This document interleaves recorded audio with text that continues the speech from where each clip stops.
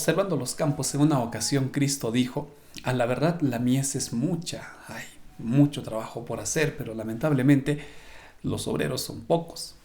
Y esto es cierto. Si nosotros nos ponemos a mirar la gran cantidad de personas que hay en el mundo y a cuántas de esas personas ya habrá alcanzado el mensaje, o haciéndolo más directo, a cuántas personas hemos predicado, quizá la respuesta sería poca en comparación a la multitud de seres humanos que todos los días transitan por este mundo.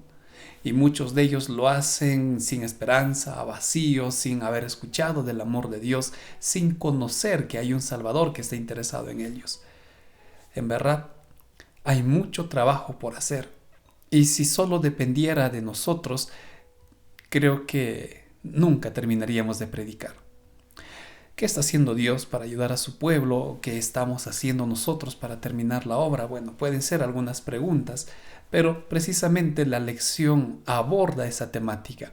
Por eso vamos a trabajar y bosquejar juntos en esta lección que titula Testificar con el poder del Espíritu. Bienvenidos al bosquejo de la lección número 5. Para comprender bien el propósito de esta lección, vamos a trabajar nuevamente con 3 objetivos.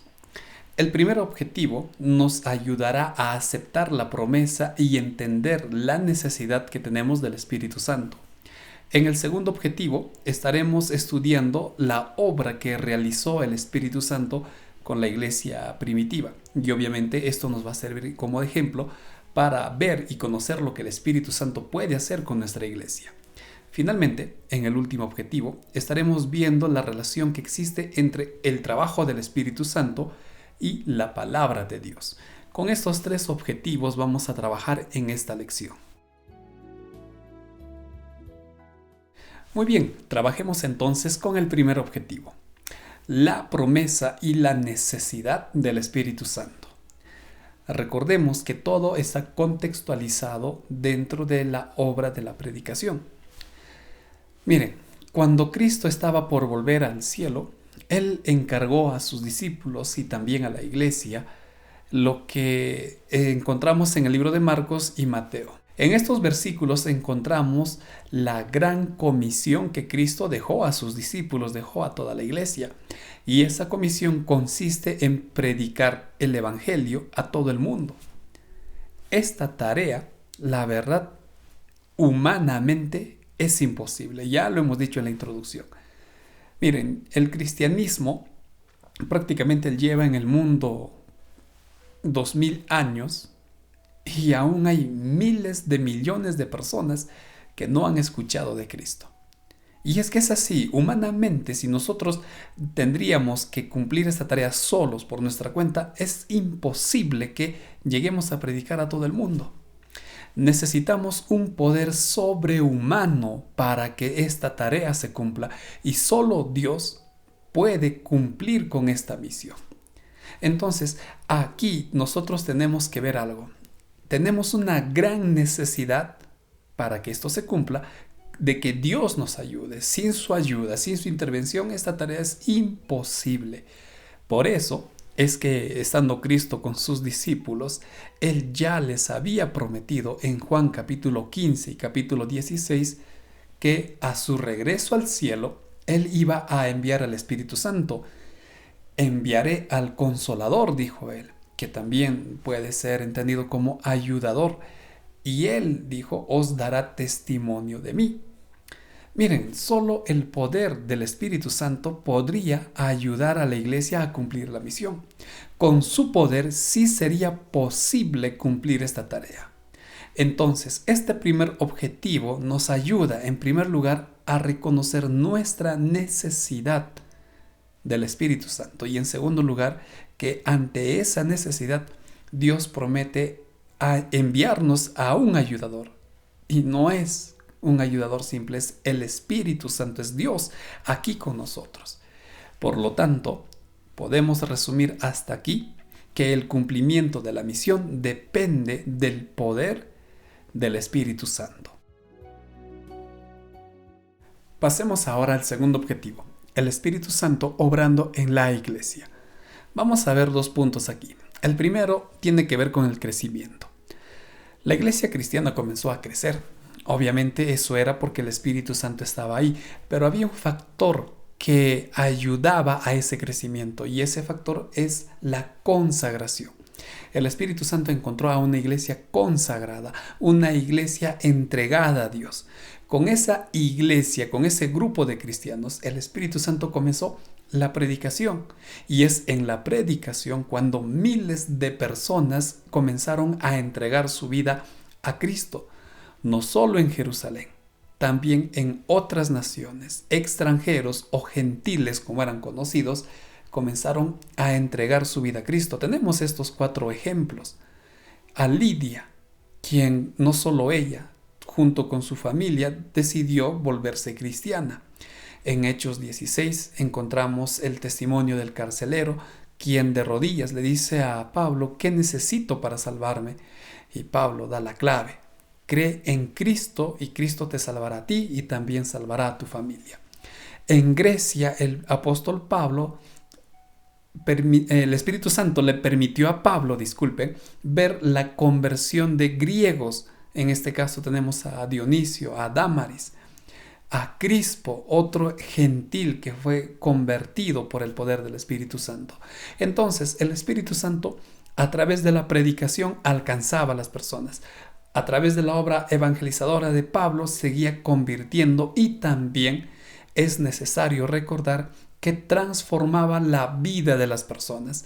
No solo creían y seguían con su estilo de vida, ellos creían y entraban en el proceso de santificación, que es obra del Espíritu Santo. Por último, todo esto permitía que la iglesia se mantenga renovada, fundando, estableciendo nuevas iglesias, no solo en Jerusalén, también en diferentes regiones, en diferentes países, estaban estableciendo nuevas iglesias y esto es fundamental para que una iglesia pues se mantenga viva. Así el Espíritu Santo estaba obrando para que la iglesia siga creciendo. También ayudó en la dirección de la iglesia.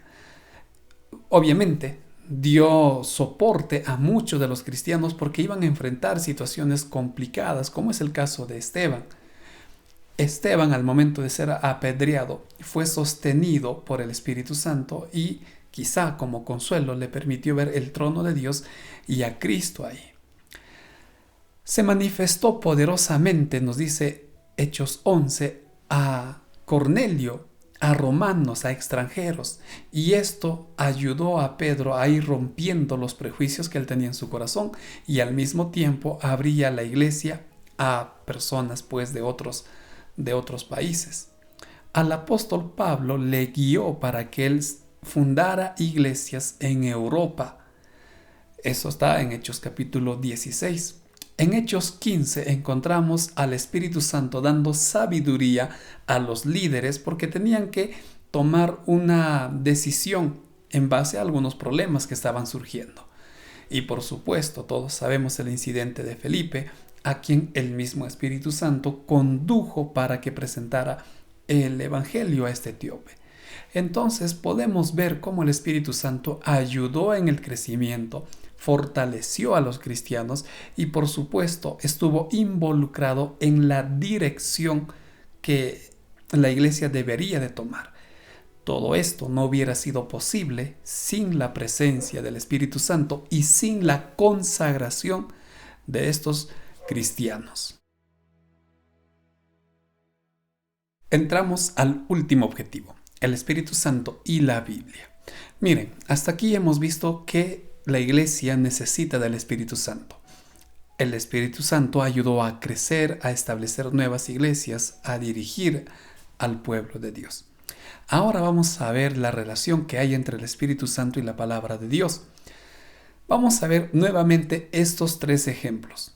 En el caso de Pedro y Esteban, ellos predicaron o presentaron su defensa basados en lo que decía las escrituras del Antiguo Testamento.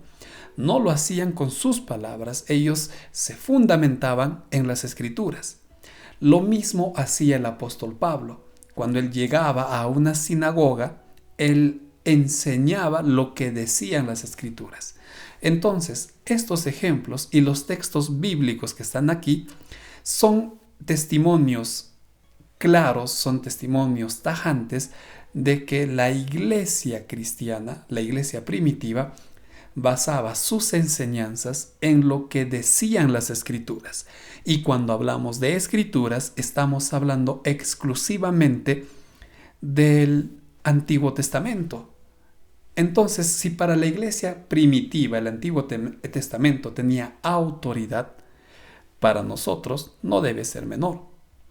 Aquí vemos algo muy interesante.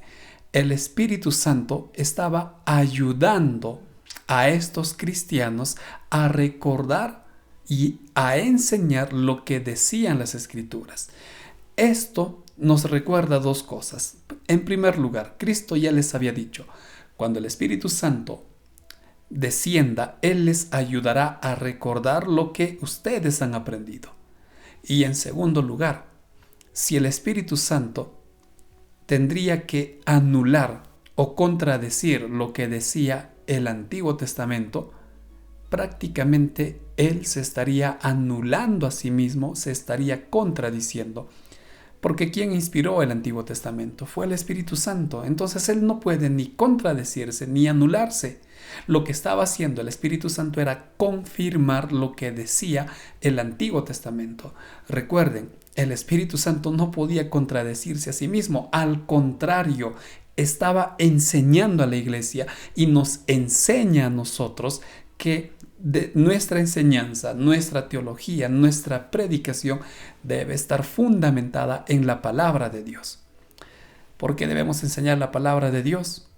Pues como dice Pedro y Hebreos, tiene poder para penetrar el alma. Es la misma palabra que creó el mundo. Es la misma palabra que puede traer y transformar vidas. En consecuencia, no dejemos en primer lugar de estudiar y en segundo lugar de enseñar la palabra de Dios. ¿Quién transformará los corazones? Es el Espíritu Santo a través de su palabra. Muy bien, vamos a resumir esta lección con algunas preguntas aplicativas. Miren, en la primera pregunta, lo primero que haces cada mañana es consagrarte a Dios o buscar tu celular. Mis redes sociales testifican que estoy siendo transformado por el poder del Espíritu Santo. Y por último, quisiera preguntar, ¿cómo podría utilizar las redes sociales para presentar la palabra de Dios? Por último, tenemos que tomar una decisión.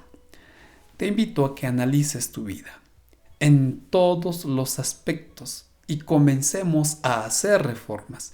Recuerda que esas reformas serán posibles únicamente con la ayuda del poder del Espíritu Santo, para que nosotros seamos testimonios vivientes de la obra de Dios en este mundo. Por supuesto, te animo a que estudies la siguiente lección, Posibilidades ilimitadas. De esta manera estamos finalizando este bosquejo. Muchas gracias por ver este video. Que el Señor te bendiga. Hasta la próxima semana.